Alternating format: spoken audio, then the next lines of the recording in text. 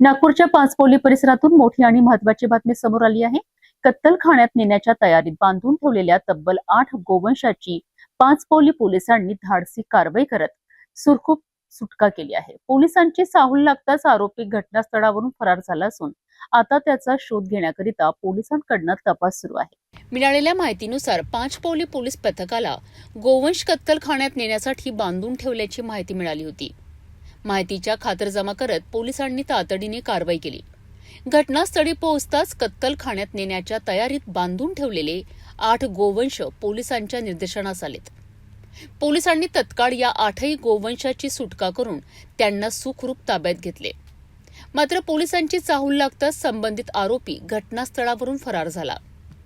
या प्रकरणी पाचपोली पोलिसांनी पुढील तपास सुरू केला असून फरार आरोपींचा शोध घेतला जात आहे। गोवंश तस्करी आणि अवैध वाहतुकीविरोधात पोलिसांनी केलेल्या या कारवाईमुळे परिसरात चर्चेला उधाण आले आहे।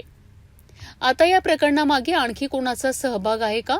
गोवंश कुठे नेण्यात येणार होते आणि फरार आरोपी नेमका कोण आहे याचा तपास पोलिसांकडून केला जात आहे।